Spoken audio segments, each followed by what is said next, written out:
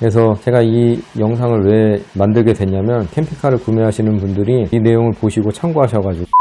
주스 캠핑카의 주스입니다. 제가 캠핑카 1년을 운영해보고 캠핑카 구입 시 체크해야 될 사항들을 정리해 보았습니다. 다소 의견이 다를 수 있으니 참고만 해주시면 감사하겠습니다. 제가 최근에 1년간 사용기를 편집을 열심히 하고 있었는데 갑자기 컴퓨터가 고장이 나 교통사고도 있었고 또 잘 버티다가 코로나도 걸리고 우선 영상에도 있지만 신규 번호판을 직접 달았고 개별 소비세나 취득세도 직접 납부를 하였습니다. 요즘에는 캠핑카 금액에 부가가치세 포함이고 개별 소비세는 별도라고 많이 홍보를 하고 있습니다. 그래서 개별 소비세에 대해서 한번 정리를 해보았습니다. 보통 자동차에 부과되는 세금은 출고가의 개별 소비세, 교육세, 부가가치세, 취득세 등이 있다고 보시면 됩니다. 일단 개별 소비세 계산법을 한번 설명해 보겠습니다. 차량 등록증 오른쪽 맨 아래에 나온 출고 가격 기준으로 계산을 해보면 되는데, 출고 가격은 순수 캠핑카 가격일 수도 있고 추가 옵션을 포함한 금액일 수도 있습니다. 어쨌든 차량 등록증의 출고 가격 기준으로 계산을 해보셔야 됩니다. 예를 들어 출고 가격이 6천만 원이면 개소세는 6천만 원 곱하기 3.5% 내지 5%, 현재 기준 3.5%로 계산을 해보면 210만 원이 나옵니다. 거기에 210만 원에 30% 교육세를 계산을 하면 63만 원. 그래서 210만 원 더하기 63만 원은 273만 원의 개별 소비세가 되고, 그래서 출고 가격 6천만 원 더하기 개소세 273만 원은 6,273만 원, 그리고 6,273만 원의 10%인 627만 3천 원이 부가가치세입니다. 결론은 출고 가격 6천만 원 더하기 개소세 273만 원 더하기 부가세 627만 3천 원을 합하면 출고가 6천만 원의 캠핑카는 개소세, 부가가치세 포함 6,903천 원이 됩니다. 보통 캠핑카 업체에서 6,600만 원의 부가세 포함, 개별 소비세 별도 이렇게 되어 있으면 계산을 해봐야 한다는 것입니다. 그리고 여기서 끝나는 게 아니라 출고 가격 6천만 원에 5%인 300만 원을 취득세로 추가 납부를 해야 합니다. 그리고 기타 지방세라든지 수수료가 조금 붙습니다. 그리고 차량 보험료도 별도입니다. 결론적으로 말씀드리면 출고 가격 6천만 원짜리면 6,903천 원 더하기 300만 원 취득세 더하기 보험료 약 80만 원이면 약 7,280만 원 정도가 되는 겁니다. 결론은 출고가 6천만 원짜리 캠핑카는 최종 세금까지 다 했을 때, 보험까지 포함했을 때 7,280만 원 정도가 된다는 것입니다. 결국 업체에서 부가세 포함이어도 계산은 별도로 한번 다시 해봐야 한다는 결론입니다. 그래서 캠핑카 구매하시는 분들은 한 번쯤 계산을 해보시고 업체에 금액을 입금한 다음에 인수를 받는 게 좋지 않을까 싶습니다. 차량 보험도 잘 모른다면 캠핑카 업체를 통해서 가입을 하는 게 좋지 않을까라는 생각도 해봅니다. 제 결론은 신규 번호판 등록 후에 차량을 인수받는 게 좋지 않을까 싶습니다. 보통 캠핑카는 차량과 캐빈으로 나눠진다고 생각이 됩니다. 차량이 나오기 전에 체크해야 될 옵션들을 한번 정리를 해봤습니다. 우선 차량에 대해서 말씀드리겠습니다. 차량이 출고될 때에 썬텐 같은 경우는 업체를 통해서 미리 하고 나오면 좋겠습니다. 날중에 별도로 업체를 알아보고 금액을 알아보고 캠핑카도 이동해서 하는 것보다 캠핑카 업체에서 사전에 적정한 금액에 하는 게 더 좋지 않을까 싶습니다. 제 캠핑카는 포터2 기반의 차량인데 차량 등급에 따라서 옵션의 차이가 있습니다. 캠핑카 가격이 저렴하다고 좋은 건 아닌 것 같고 필요한 옵션들이 들어있는지 확인을 하시고 출고 전에 차량 또한 잘 선택을 하셨으면 좋겠습니다. 어떻게 보면 캠핑카를 구매할 때 차량보다는 캐빈 위주로 보고 구입을 많이 한다고 생각이 됩니다. 저도 그랬고. 그래서 차량도 상당히 중요하다라는 의미에서 제가 한번 설명을 다시 드려보겠습니다. 자, 제 차량 기준으로 한번 설명을 드려보겠습니다. 예를 들어서 제 차량은 포터2의 스마트 초장축 차량으로 캠핑카 기본 옵션에 운전석, 조수석 에어백과 험로 탈출 기능, 추돌 방지 기능, 블랙박스, 상시 후방 카메라 2채널, 핸들 열선, 그리고 열선 시트가 기본 옵션으로 되어 있습니다.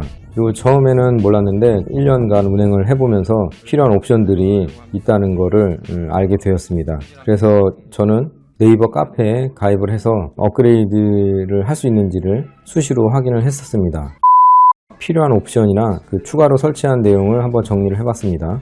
캠핑카 그 차량 출고 시에 가장 중요하다고 생각되는 부분이 그 알터네이터 180A입니다. 제 경험을 바탕으로 보면 여행지에 도착해서 길어야 이틀 정도 머무르고 보통 이동을 하게 됩니다. 그러면 이 알터네이터를 통해서 주행 충전을 하게 됩니다.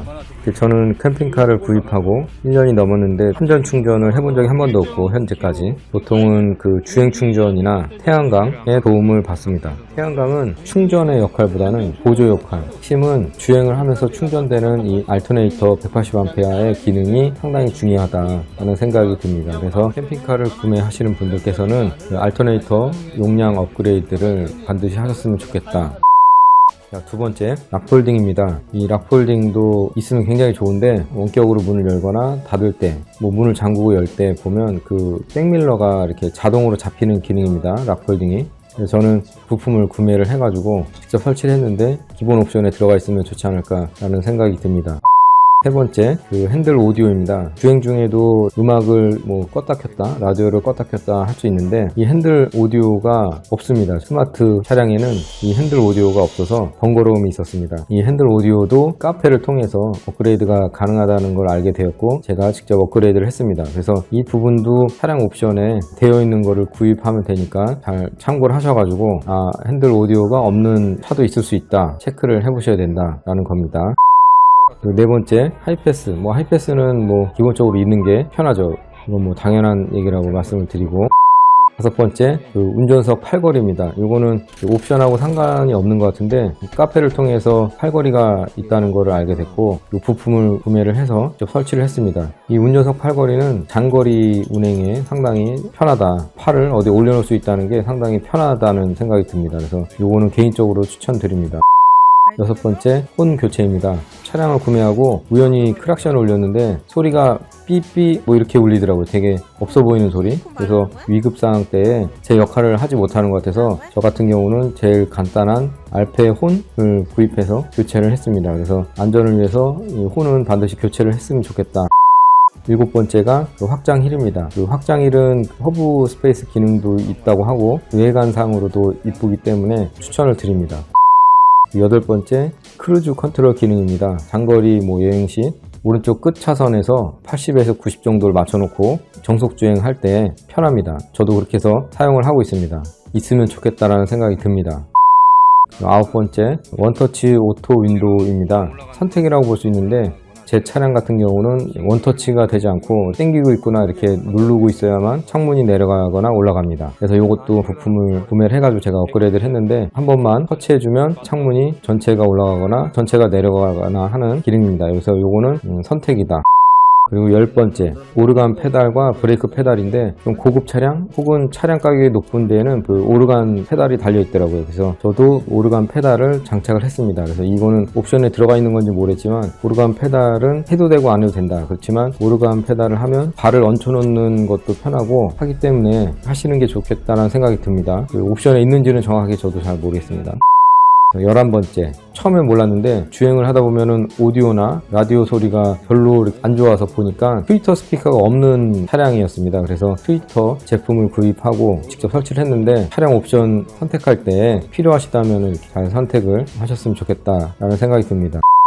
12번째는 TPMS. 요거는 원격으로 바퀴에 그 바람이 빠졌는지 안 빠졌는지를 체크해 주는 건데 그 알리익스프레스에서 좀 저렴한 걸 사서 그런지 가끔 주행 중에 삑삑거리는 현상이 있더라고요. 그래서 저는 현재 꺼놓고 있는데 그 장거리 운행 시 잠깐 켜놓고 소리가 나면은 휴게소라든지 주차장에 도착해서 한 번씩 이렇게 쳐다보는 정도로 활용을 하고 있습니다. 그 안전과 관련된 사항이라서 설치를 해놨습니다. 그래서 이거는 그냥 참고를 하시면 좋겠습니다. 13번째는 LED 등, 실내 등은 되게 간단한 업그레이드인데 이거는 개인적인 선택이기 때문에 확인을 한번 해보시면 좋겠습니다. 그리고 기본적인 내비게이션, 그리고 저는 언더코팅을 현재 하진 않았지만 필요하다고 생각합니다. 앞 범퍼 가드는 그 슈퍼캡 초장축에 되어 있는 것 같은데 저는 직접 구매를 해서 설치를 했습니다. 이것도 선택이라고 생각이 됩니다. 그리고 기타 통풍 시트까지 있으면 되게 좋은데 저도 통풍 시트가 없다는 거를 알았더라면 차량의 등급을 높여서 애초에 구입을 하지 않았을까라는 생각이 듭니다. 그래서 제가 이 영상을 왜 만들게 됐냐면 캠핑카를 구매하시는 분들이 이 내용을 보시고 참고하셔가지고 그 업체에 말씀을 하셔야 되고 업체에서도 구매자들에게 차량에 대한 옵션이나 금액 등을 상세하게 설명을 해서 구매자분들이 선택을 할 수 있게끔 해주는 게 좋다는 생각입니다. 저도 캠핑카를 처음에 구매할 때는 캐빈만 생각했지 차에 대해서는 생각을 못했는데 1년을 운행하다 보니까 차량 옵션도 중요하구나. 캠핑카 출고 후에 설치가 어렵다고 판단되시면 애초에 구입할 때 차량 옵션을 잘 선택해서 구입하시는 게 제일 바람직하지 않나 싶습니다. 출고 후에 옵션이 추가적으로 발생되면 돈도 많이 들 수 있고 시간도, 그래서 저처럼 출고 후에 굳이 고생 안 해도 될 거를 하지 않으셨으면 좋겠습니다. 다음은 하체 보강에 대해서 말씀드리겠습니다. 캠핑카 운행 중에 가장 위험하다고 생각하는 상황은 강한 바람 또는 뒤에서 추월하는 버스, 대형 트럭 등에 의한 그 캠핑카의 흔들림이 아닐까 싶습니다. 그래서 하체 보강이 상당히 중요하다. 또 유심히 살펴봐야 합니다. 저도 캠핑카 구입할 때 캠핑카의 목적이 캠핑이지 차량이 우선이 아니라고 생각을 했었습니다. 운행은 좀 불편해도 된다라는 생각이 있었는데 실제로 운행을 하다 보니까 그 일반 승용차나 SUV 차량에서 느끼지 못했던 그 롤링이라고 하나요? 보통 8, 90km에서 주행 중에 뒤에서 대형 차나 버스가 다가오면 캠핑카가 그 핸들을 붙잡고 있는데도 불구하고 반대 차선으로 쓱 넘어가는 현상이 발생이 돼서 운행을 할 때마다 하체 보강이 중요하구나 라는 생각을 하게 되었습니다. 제 캠핑카의 기본 하체 보강은 판 스프링 한 장이 추가돼서 총 6장, 코일 스프링 2개가 있습니다. 그 인천 지역에도 유명한 데가 있다고 해서 그 하체 보강을 하러 방문을 한 적이 있습니다. 그 업체에서 추천하는 그 하체 보강의 견적은 한 200여만 원 정도였었는데 저는 그 중에서 꼭 필요하다고 생각하는 것만 리어 스테빌라이저, 축을 이렇게 잡아주는 거죠. 이 고급 차량에 보통 적용되는 흔들리지 않게, 그리고 우레탄 스프링, 그리고 헬퍼 스프링 3가지와 그리고 브레이크도 좀 밀리는 현상, 그 무거운 느낌이 들어서 튜닝 브레이크까지 해서 4가지 그 하체 보강을 한 100여만 원 이상 들여서 보강을 했습니다. 그리고 그 허브 스페이스 기능이 있는 그 확장일도 했기 때문에 그것도 하체 보강의 일부로 볼 수 있다고 생각이 됩니다. 그리고 나서 제가 이제 거제랑 통영을 다녀왔었는데 롤링이 상당히 많이 개선은 되었습니다. 그런데 이게 개선이 된 거지 없어지진 않는구나라는 생각이 들었습니다. 업체에서 얘기하실 때 기존에는 고등학생들 몇 명이서 차량을 흔드는 느낌이었다면 이 하체 보강 이후에는 초등학생들이 흔드는 느낌 정도가 맞다고 그 느낌을 알게 됐습니다. 흔들림 현상이 현저하게 줄긴 하였으나 없어지진 않는다. 흔들릴 수밖에 없는 구조적인 게 있다라는 결론. 하체 보강을 더 하면 좋아지긴 하겠지만 그 흔들림이 완전히 없어지진 않을 것이다 라는 게 저의 생각이고, 현재는 적응해서 잘 다니고 있습니다. 저도 이렇게 다른 캠핑카를 타본 적이 없어서 비교를 잘 못하겠지만 지금 그 쇼바랑 또 나중에 그 타이어 교체 시기가 되면 광폭 타이어를 교체할 계획은 있습니다. 여기까지가 차량에 대한 설명입니다. 다음에는 캐빈으로 넘어가 보겠습니다. 감사합니다.